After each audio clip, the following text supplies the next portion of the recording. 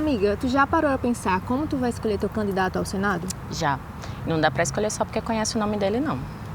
Eu tava pensando, o que é que eu devo esperar de um senador? Eu olho muito pras causas que ele defende, principalmente as que mexem com a nossa vida. Tipo, os direitos das mulheres? Com certeza. Até porque defender mulher não pode ser só uma coisa de discurso de campanha eleitoral, não. Precisa aparecer nos projetos do candidato, no trabalho que ele defende. E como eu descubro essas coisas? Pesquisando. Vendo que cada candidato já apresentou, como atuou, quais os projetos defendeu, tudo isso. Olha, esse aqui, o senador veneziano. Ele apresentou um projeto que trata justamente de violência contra a mulher. E o que ele propôs? Que se houver violência contra a mulher, a arma de fogo que estiver com o agressor deve ser apreendida imediatamente, mesmo que ele não tenha usado a arma na agressão. Mesmo sem usar? Mesmo assim. E o projeto também prevê a suspensão de autorização de posse ou porte. Boa. Aí, já é uma coisa concreta para analisar. Exatamente. Escolher bem é isso. Não se apegar apenas a promessas, mas o que foi feito e proposto. Política também é sobre a nossa vida, né? E informação ajuda a gente a fazer nossas próprias escolhas.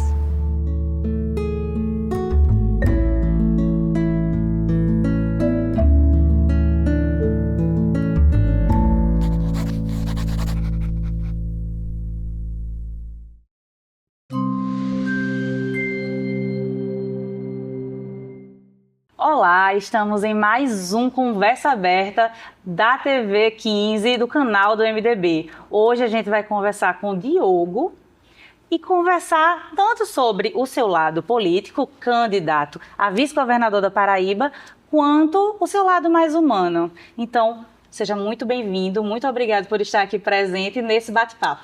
Muito obrigado pelo convite. Estou aqui à disposição para a gente trocar um papo aberto, sincero, sem amarras. Queria que você falasse enquanto um administrador, né, que é o que você é de formação. Então, como é que está essa diferença, esse planejamento de levar da administração do setor privado, que você conhece bem assim, os riscos e resultados, para a administração pública? Laiana, é um prazer para mim muito grande estar nessa, vamos dizer assim, transição. Eu passei mais de 20 anos na administração privada, eu sou formado em administração de empresas pela Universidade Federal da Paraíba, fiz pós-graduação em gestão empresarial, gestão de projetos e militei e trabalhei durante toda a minha vida no setor privado. Agora, recentemente, há 3 meses mais ou menos atrás, tive um feliz convite de participar da chapa do então pré-candidato Cícero, hoje a gente já pode chamar de candidato Cícero, né, que aceitei com muita honra, com muito gosto, exercer esse papel de candidato a vice-governador do estado da Paraíba. Para mim está sendo tudo muito novo, essa transição. Até agora eu não exerci nenhum cargo público, mas o que eu quero e sinto é que tudo que eu aprendi, tudo que eu vivenciei na experiência privada tem muito valor para o serviço público, tem muito valor para qualquer área da administração pública. Porque, na minha visão, a administração é a administração em todo lugar. Ela pode ser pública e pode ser privada. Mas a ciência da administração, ela pode ser muito bem utilizada na administração pública. E quando os conceitos da administração dessa ciência da administração forem aplicados na administração pública, toda a população tende a ganhar. Os resultados vão aparecer com toda certeza. Você estava falando sobre alguns conceitos da administração serem aplicados. Se puder falar um pouquinho mais sobre isso, o que é que você tiver algum exemplo de uma ideia, uma iniciativa? Não, veja só, essa ciência e administração a gente estuda na faculdade, na pós-graduação, como algo que foi testado e algo que tem comprovação científica. Então, tudo isso que eu quero aplicar é algo que já foi testado e que tem comprovação científica. Vamos dar um exemplo, por exemplo, no respeito ao recurso, ao capital. Eu acredito que na administração pública tem muita possibilidade de melhorias no respeito ao capital de todos os paraibanos, de todos os brasileiros. Então, a gente vê muita coisa de desperdício, muita coisa de mau uso do capital. Então, a ciência da administração vai poder ajudar muito a fazer uma aplicação correta daquele capital, para que se tenha um resultado mais eficiente, mais eficaz naquilo que está se propondo a fazer. Então é um dos exemplos, né? Porque na administração muitas vezes a gente está aprendendo a gerenciar recursos, a gerenciar pessoas, essa questão também de formação de times.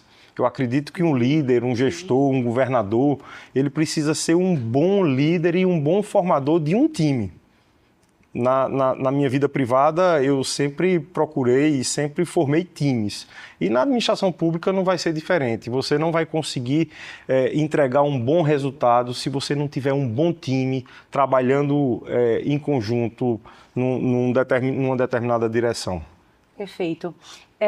Cícero, na convenção dos líderes, ele falou sobre ter 2 governadores. E aí você está falando sobre colocar, né, em prática essa administração. A gente tem um corte, queria apresentar. Mas quero dar uma mensagem especial para minha amada e querida Campina Grande. Se a Paraíba terá 2 governadores, Campina Grande voltará a ter um governador que será este filho, o filho da terra, que estará presente na cidade, não só em época de campanha, mas em todos os dias. Então, vai muito no que você estava falando, né? Mas queria que você explicasse um pouquinho mais o que é isso de ter 2 governadores. Na prática, assim, na função, o que é que você vai fazer? Como vai ser essa divisão de força-tarefa? Desde o primeiro momento que eu conversei com o Cícero, ele vem conversando comigo que me quer atuando, me quer trabalhando. Ele não me quer sentado num banco de reserva na posição de vice, aguardando, vamos dizer assim, acontecer um chamamento. Na verdade, esse chamamento aconteceu desde o primeiro instante, desde o momento do convite. Né? Então, isso foi um fato muito importante para mim e para a minha decisão de ocupar esse espaço. Porque você sabe que na política, muitas vezes, tem essas conversas de formação de grupos partidários, de coligações, e muitas vezes ficam se negociando espaços que não é bem aquilo que eu acredito, sabe? Essa política de estar ocupando espaços para uma composição partidária. Eu acredito muito numa ocupação de espaço para exercer um trabalho, para exercer uma função, para exercer algo que se possa entregar à sociedade. Então, essa história do segundo governador, como você está perguntando, você sabe que o Estado é bastante grande, tem áreas diversas. E para se fazer uma boa gestão no Estado, é preciso montar um time. Então, Cícero me quer atuante, né, nos trabalhos do Estado. Ele já vem mostrando que essa conversa que ele teve comigo não é uma conversa para tirar um retrato e colocar num santinho na campanha, é uma conversa real, até porque ele me chamou para coordenar a campanha, para ajudar a montar este time de campanha, a coordenar pessoas, porque um gestor, um líder, nada mais é muitas vezes do que um líder de pessoas. Perfeito. Né? Então, é isso. Eu vou estar, se Deus quiser, ocupando cargos nesse estado, não só de vice-governador, mas também de ajudar em outros locais, outras áreas, que isso aí a gente vai conversar mais à frente, mais adiante. Não tem nada mais, vamos dizer assim, desenhar, Diogo, eu quero você trabalhando na educação, quero você trabalhando na segurança pública.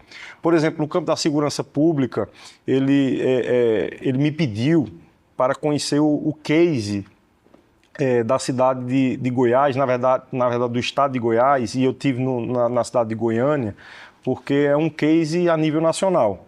Então, essas referências essas entregas que o Estado de Goiás fez, eu tive lá conversando com o secretário de Segurança Pública, com os agentes da Polícia Penal, para buscar referências, buscar o que está dando certo, para a gente trazer para o Brasil, para a Paraíba, mas, obviamente, respeitando as nossas peculiaridades, né? Não se traz um modelo de outro lugar por inteiro. A gente tem situações específicas que a gente precisa respeitar.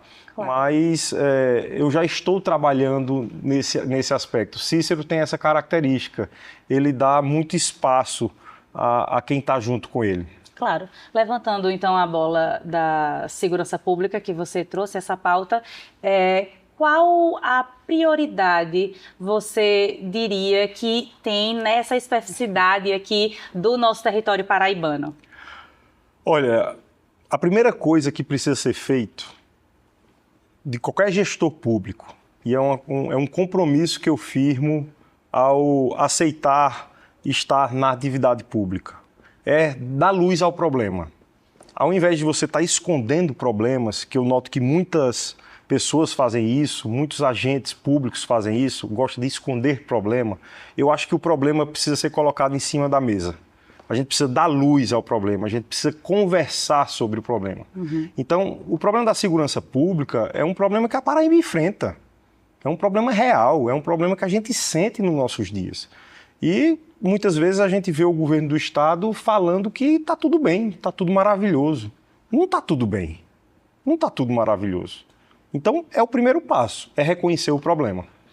E a gente vê que é um problema real, por conta que nós, cidadãos, a gente sente isso. Mas fora isso, tem vários números, várias estatísticas. A gente pega, por exemplo, os salários dos policiais militares da Paraíba.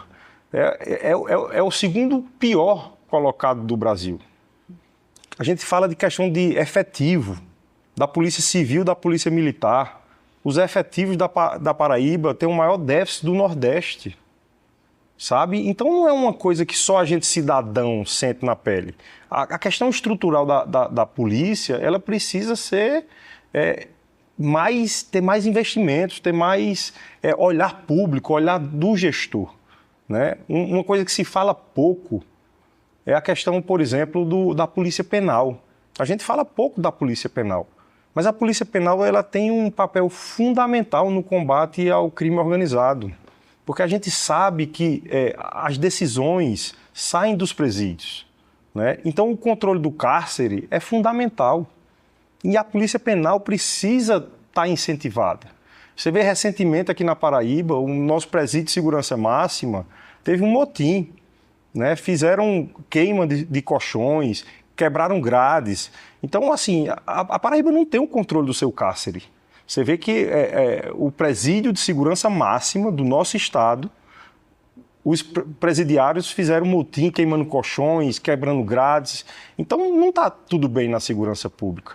Então, o meu compromisso é um compromisso firme, real, sincero, é olhar o problema, que esse problema existe, esse problema é real, e tratá-lo, e buscar soluções para corrigir aquilo que está dando errado. Queria voltar e apresentar mais algum outro trechinho deste evento, que foi a convenção, porque é um marco simbólico, né, na caminhada eleitoral. E aí, a partir dele, a gente conversar sobre a trajetória da sua família, que você falou lá, sobre ter o exemplo, né, do seu pai, do seu avô, e aí a gente chegar em você. Tá certo. Não posso deixar, nesse momento, de lembrar dos ensinamentos do meu avô Ronaldo. Meu avô Ronaldo, nesta caminhada, se faz presente em mim. Quero poder ser instrumento de levar para os paraibanos uma sincera e uma entrega real com cada um deles. Ronaldo, acima de tudo, foi um servidor público que entregou seu coração a este Estado. Quero poder representar os ensinamentos do meu pai Cássio, que com ele pude aprender a força do trabalho, a força da sua dedicação, a força do seu compromisso para cada um dos paraibanos. A trajetória, né, tá aí na família, mas como que a gente faz esse equilíbrio entre o que você aprendeu com a sua própria identidade? Então, como tem esse respeito à história e o que você está trazendo de novo? Olha, é muito gratificante para mim e lhe digo com toda sinceridade, é algo que de certa forma me emociona, me comove. Tá viajando o estado e eu sempre, isso é uma coisa corriqueira, eu sempre em algum lugar que eu estou, alguma cidade do estado, do sertão, do Cariri, né, do Brejo paraibano, enfim, todas as regiões, sempre tem alguém para conversar comigo e para me dar um depoimento do meu avô, um depoimento do meu pai, né? E isso me deixa muito orgulhoso, me deixa muito honrado, porque as pessoas trazem até mim histórias que eu não conhecia, histórias que são novas para mim, mas me deixa de uma forma assim muito sincera, orgulhoso, grato, né? Porque como eu estava falando lá na convenção, meu avô Ronaldo, por exemplo, uma característica dele, ele se fazia muito presente na vida das pessoas. Ele marcava a vida das pessoas, ele era realmente presente. Então, quando eu viajo, muitas vezes as pessoas me dão esse depoimento. Olha, seu avô vinha aqui, via nesse bar aqui da esquina, algum restaurante, né? Que meu avô gostava de tomar uma cachaçinha, era conhecido. e assim, eu vejo que ele realmente se entregou. Ele foi esse servidor público, ele teve um espírito público muito, muito forte, né? E quando eu tenho esses depoimentos, eu colho esses depoimentos, me reafirma aquilo que eu via muitas vezes, porque minha convivência com meu avô era uma convivência em casa, em família, percebe? Com o avô. Com o meu avô. Mas eu sabia que ele era um político, governador. Quando ele era governador, eu era muito jovem, né? Eu tenho a convivência, a memória da criança que convivia com o Ronaldo. Quando eu vou para o interior do estado, quando eu converso com essas pessoas, eu tenho uma percepção diferente. É a percepção do político Ronaldo, daquilo que ele estava fazendo quando estava ausente da convivência familiar. E é um pouco do que acontece com meu pai Cássio. Meu pai Cássio, ele foi, como eu falei também na minha fala, ele foi um trabalhador incansável. Quem conhece ele de perto sabe que ele é uma pessoa que trabalha muito, ele tem uma entrega muito forte em tudo que ele faz. Ele na política ele era assim, agora ele está fora da política e é do mesmo jeito. Ele tem essa característica de trabalhar, de dar hora de serviço, vamos dizer assim, né? E para mim isso também é uma inspiração muito grande, porque eu colho os depoimentos também do meu pai. Quando eu chego nas cidades, aquela escola foi seu pai que trouxe, né? Essa questão do saneamento aqui da nossa região foi seu pai que trouxe. Foi seu pai que trouxe água para aqui, para a nossa cidade. Então isso é motivo de muito orgulho para mim, né? E com toda certeza, como você falou, eu entro nesse processo respeitando o passado, mas com um compromisso muito grande com o futuro da Paraíba e com os problemas que eu estou enfrentando. Como eu lhe disse, eu sou uma pessoa que gosta de colocar o problema em cima da mesa. E vou lhe dizer com toda sinceridade, os problemas dos paraibanos são problemas, muitas vezes, muito básicos. A gente ainda está no estado com muita carência de pessoas e população com falta d'água. A pessoa não tem o bem mais básico de todos, que é abrir a sua torneira e ter água. Em várias cidades que a gente foi, eu e Cícero, a gente viajou muito e uma queixa muito corriqueira e comum era a questão da segurança hídrica. Então, esses problemas, né, que eu enfrento, vou lhe contar outro problema que me comoveu muito nesses dias. Eu estava numa cidade chamada Juarez Távora, uma mãe de um filho autista, estava há 6 meses, vejam só, 6 meses, tentando marcar um exame de alta complexidade para seu filho. E ela, de uma forma desesperada, conversou comigo, Mirelle, o nome dela, e disse: olha, meu filho, eu estou precisando desse exame, se você conseguir esse exame para mim, eu vou votar em você, tudo. Sabe, eu achei assim é uma coisa assim, é um absurdo o que colocaram na cabeça dessa mãe. E, na verdade, é uma coisa que não dá para se aceitar. Veja só, uma mãe que precisa de um exame, que é um direito básico dela, de uma forma desesperada, procurar um político, que eu ainda não eu tô ainda em fase da minha candidatura, né? Eu não exerço nenhum cargo, mas procurar um político, já vamos me chamar assim de político, né? Enfim, para resolver um problema que é direito dela. Então, eu acho um absurdo esse tipo de coisa ainda acontecer no nosso estado, as pessoas precisarem oferecer essa questão do voto para ter um direito tão básico que é a questão de um exame. Então, a primeira coisa que eu disse a ela, eu disse: olha, esqueça voto, esqueça, pelo amor de Deus, tire isso da sua cabeça. Isso não pode estar na sua cabeça. O direito de você cuidar do seu filho é um direito que é seu. E procurei ajudar a esta mãe, mas me comoveu muito este problema que a gente está enfrentando no Estado. Porque, igual Mirelle, existem várias outras mães. É um problema crônico nosso, de a população ter que ir atrás do político para resolver problemas. Eu não acredito em absoluto nesse modelo. Eu acho esse modelo atrasado, esse modelo é carcomido, é um modelo que já está podre, já está na hora de mudar. É preciso montar uma estrutura de saúde pública para que não se precise ir atrás do político. Mas, infelizmente, muitas vezes é esse cenário que a gente encontra no nosso estado.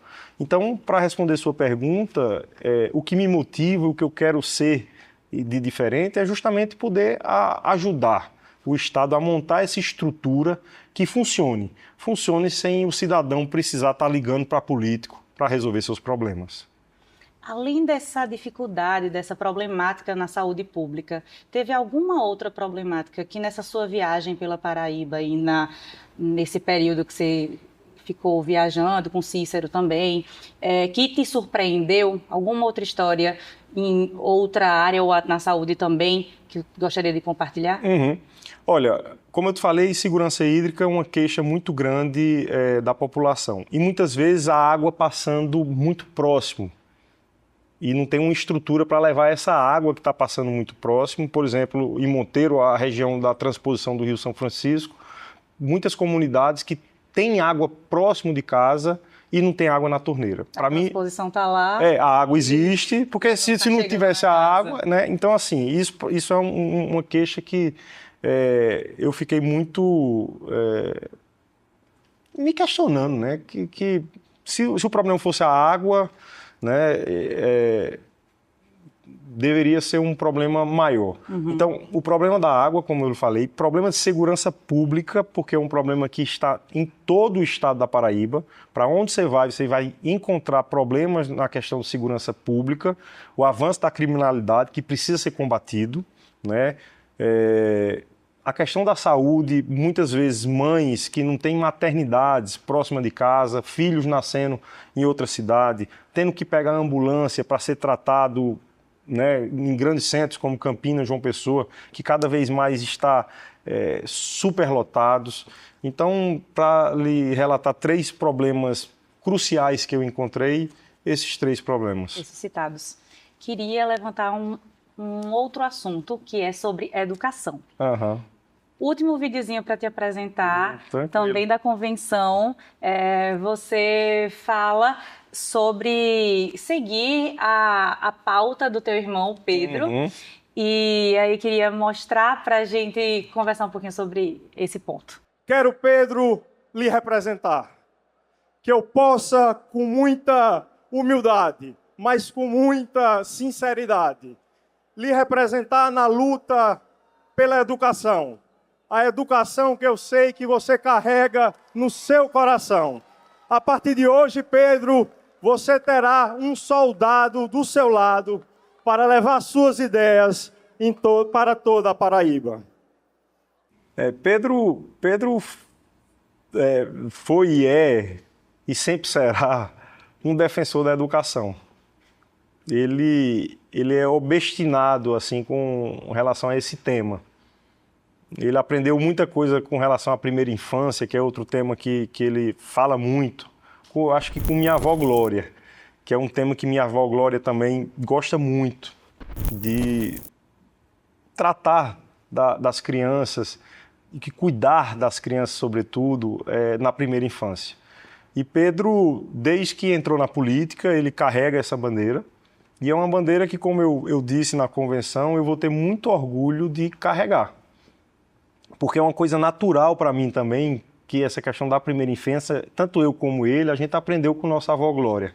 Nossa avó Glória sempre falou, eu muito pequeno, lembro minha avó me levando para as creches, né? Ela muito orgulhosa quando tinha várias crianças dormindo ao mesmo tempo, né? Porque tinham sido bem alimentadas, tomado banho, bem cuidadas, e ela me levava. Eu lembro muito, e tenho essa cena muito gravada na memória, essa volta que eu dava nas creches com minha avó. E aí Pedro é este representante, vamos dizer assim, da educação na Paraíba. Aqui no nosso estado, a educação é outro ponto que precisa se dar luz a esse problema. São queixas e mais queixas de estudantes de toda a rede estadual reclamando de falta de professores, reclamando de larva de merendas, reclamando das questões estruturais da escola, da rede estadual. Então, eu com certeza irei abraçar esse tema, já venho buscando referências nacionais sobre isso. Estava conversando com uma secretária de educação, eu perguntando a ela qual era a principal característica do bom resultado que ela tinha entregue no trabalho que ela estava exercendo, dar autonomia às escolas para ela se autogerenciar.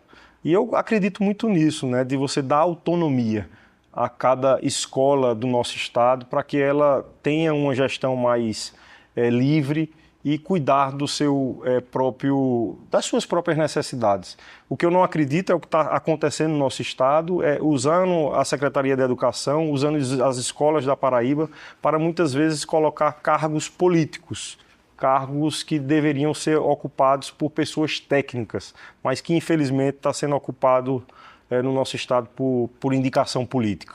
Então Pedro tem esse enfrentamento e com certeza irei fazer esse enfrentamento junto com ele. Junto com ele também, então, com esse foco na educação básica. A primeira infância, que na verdade desse escopo da educação tem a paixão dele, que a paixão dele é a primeira infância, né? Porque a primeira infância é onde a criança está se desenvolvendo, é a criança onde a criança precisa de cuidados especiais.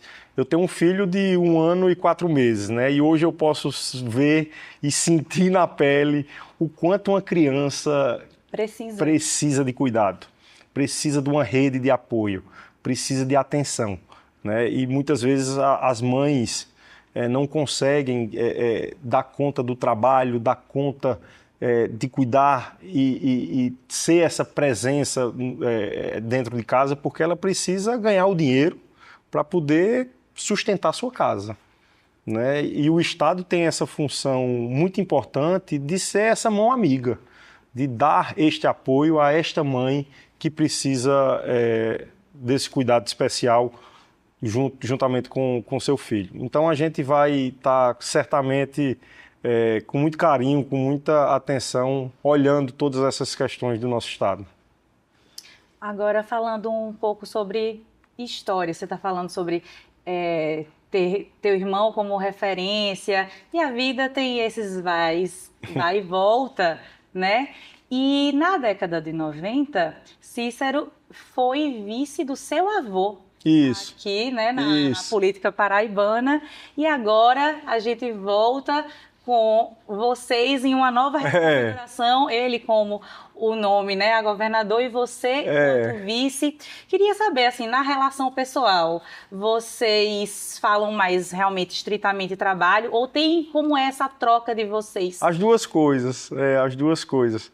É uma coincidência, né? Eu não sei se coincidência ou destino, né? Mas, assim, de certa forma, é curioso que Cícero começou na vida pública também, como candidato a vice-governador, na época do meu avô Ronaldo Cunha Lima, e eu estou começando na vida pública como candidato a vice-governador juntamente com Cícero, né? É bastante curioso, né? Bastante interessante essa coincidência da vida. E com Cícero eu converso as duas coisas. Ele me conta muitas histórias. Meu avô era uma pessoa que tinha muitas histórias e contava muitas histórias. E Cícero muitas vezes me conta essas histórias, né? Com meu avô. E essa história do segundo governador, ele me disse que aprendeu com meu avô. Né? Ele disse, olha, quando eu era o vice do seu avô me tratava como segundo governador.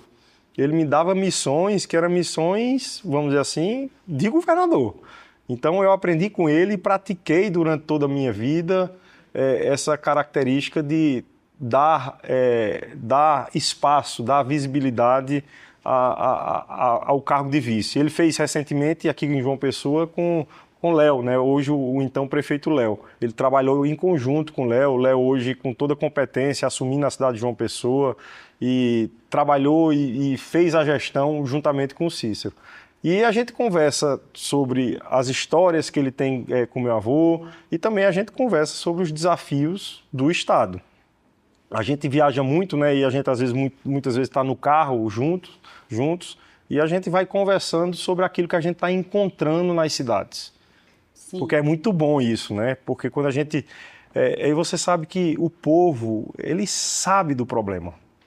Você não precisa de grandes diagnósticos. O diagnóstico já está dado pelo povo. Exemplo da mãe que precisava do exame, ela sabia que não ter o exame era um problema. Isso. Às vezes a pessoa não sabe como é que soluciona. A população, ela sabe onde o calo aperta. Né? Se o político tiver uma escuta ativa, se tiver presença nos municípios, ele vai saber aonde o calo do paraibano está apertando.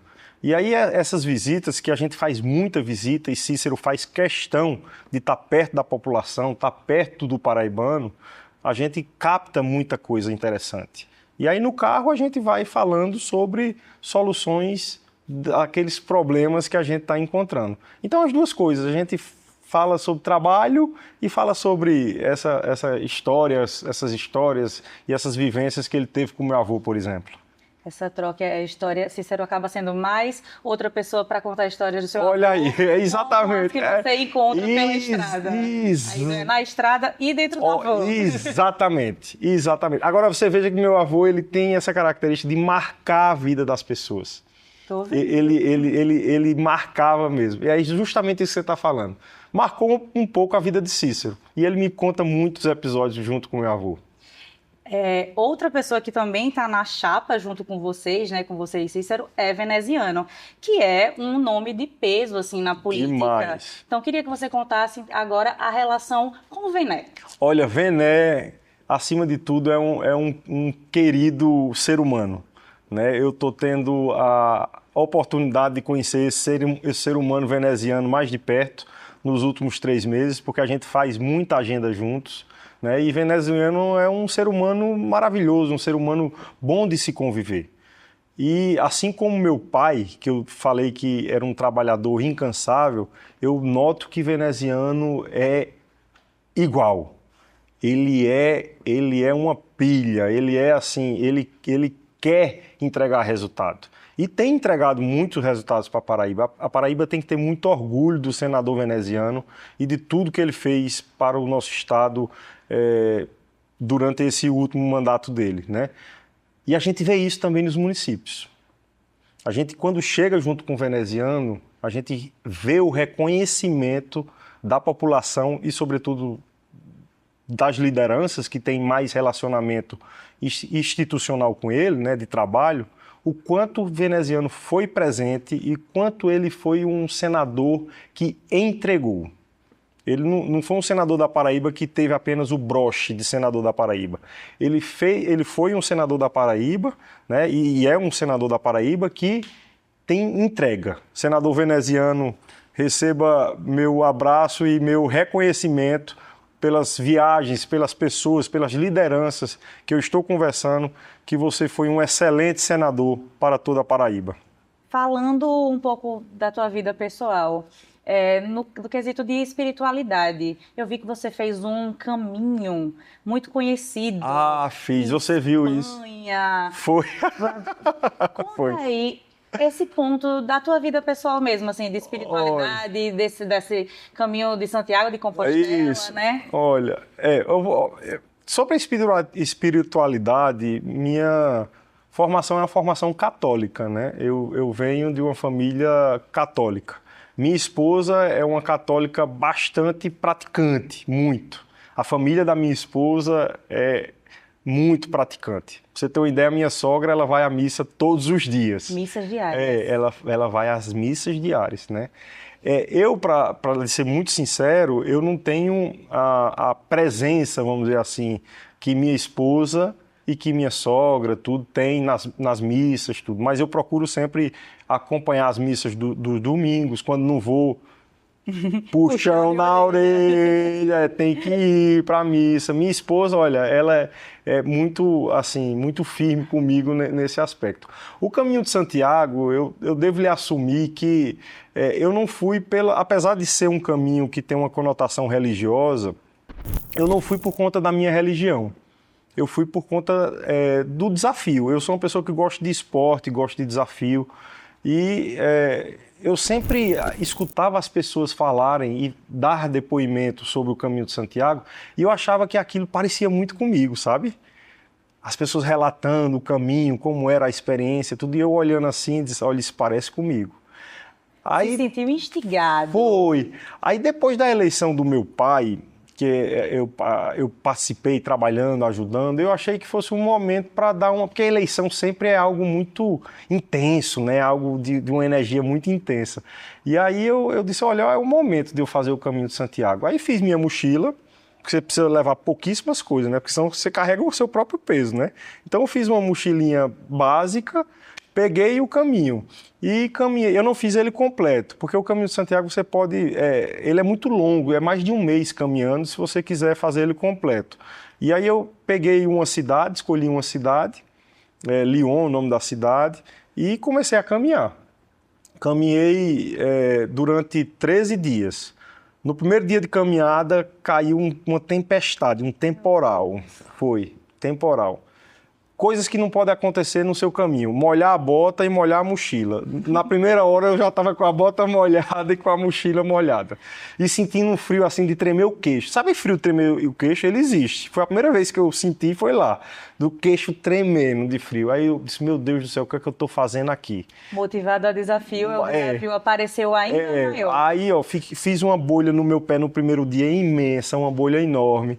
Mas aí as coisas foram acontecendo, né? Teve uma pessoa que me ajudou a tratar dessa bolha, e aí eu fui caminhando, fazendo amizades. Enfim, eu lhe digo com toda sinceridade, foi uma das melhores experiências da minha vida. Sabe aquele depoimento que eu escutava e eu achava interessante? Hoje eu sou a pessoa que dou o depoimento. Eu não sei se você vai achar interessante, mas é muito legal, é muito bacana o Caminho de Santiago. Cícero também gosta de fazer. Cícero já fez ele completo. Ele me disse que fez por 2 vezes. E olha que eu fiquei com vontade de fazer também completo, viu?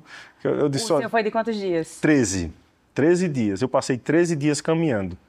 Eu ficava brincando que eu estava indo de João Pessoa a Patos, caminhando, mas era mais ou menos assim a distância, né? E foi maravilhoso. Já está em treinamento, quem sabe a próxima caravana é a pé. E eu quero fazer ele completo também, porque o início do caminho o início é mais... vamos dizer assim, raiz, sabe? Porque quando você vai chegando perto em Santiago de Compostela, vai tendo muito turista, excursão, vai ficando uma coisa mais... Tem mais estrutura. Mais estrutura, exatamente, mais uma coisa mais popular. No início, muitas vezes você, Deus e mais ninguém. E andando, caminhando. É muito gostoso, é muito legal. Que bom ouvir suas histórias também. Queria...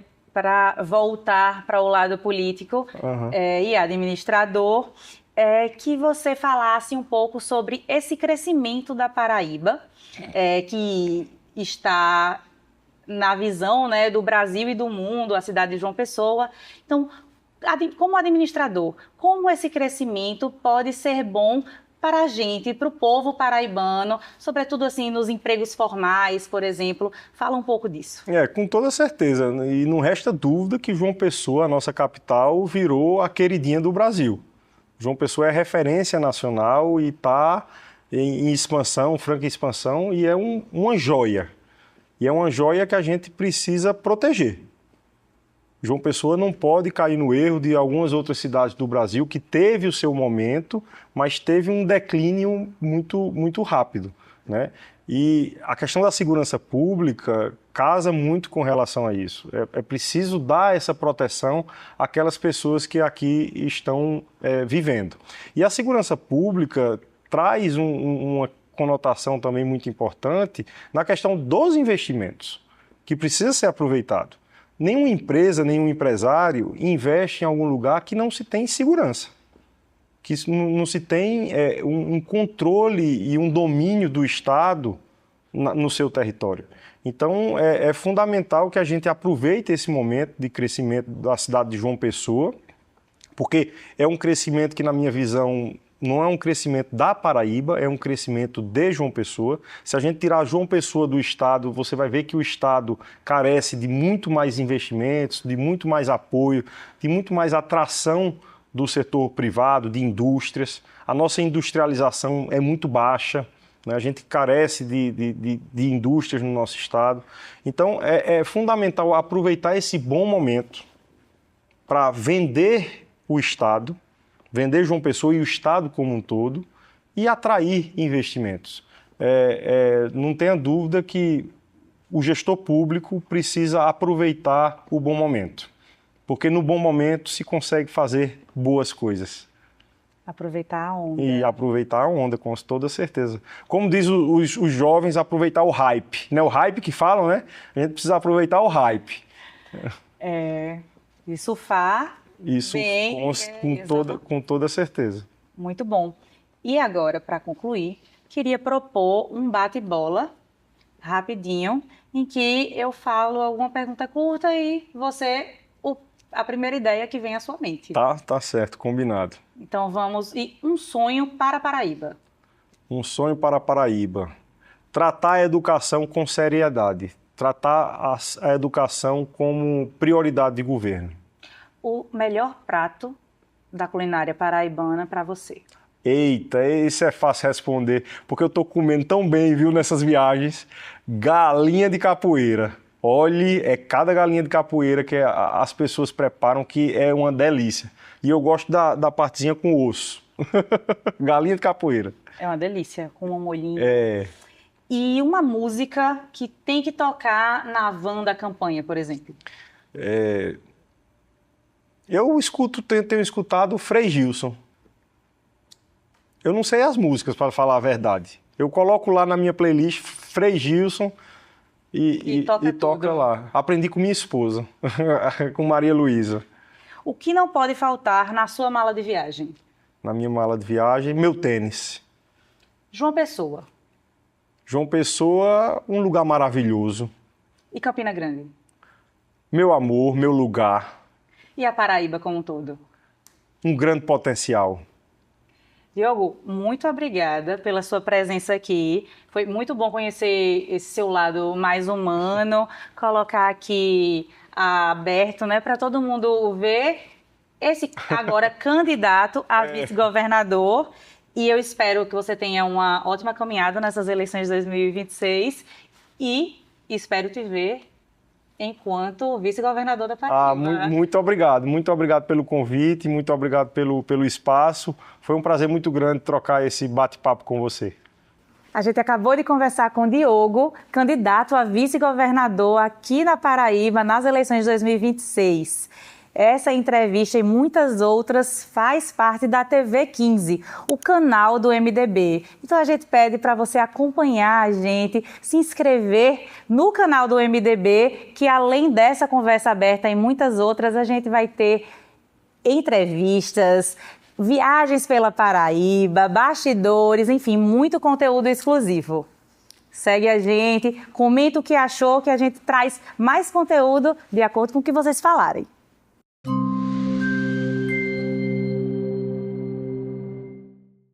Amiga, tu já parou a pensar como tu vai escolher teu candidato ao Senado? Já. Não dá para escolher só porque conhece o nome dele, não. Eu tava pensando, o que é que eu devo esperar de um senador? Eu olho muito para as causas que ele defende, principalmente as que mexem com a nossa vida. Tipo os direitos das mulheres? Com certeza. Até porque defender mulher não pode ser só uma coisa de discurso de campanha eleitoral, não. Precisa aparecer nos projetos do candidato, no trabalho que ele defende. E como eu descubro essas coisas? Pesquisando. Vendo que cada candidato já apresentou, como atuou, quais os projetos defendeu, tudo isso. Olha, esse aqui, o senador veneziano. Ele apresentou um projeto que trata justamente de violência contra a mulher. E o que ele propôs?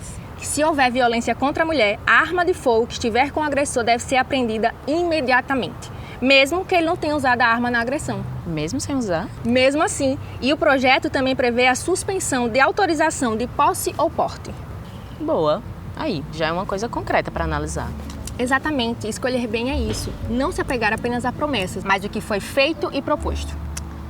Política também é sobre a nossa vida, né? E informação ajuda a gente a fazer nossas próprias escolhas.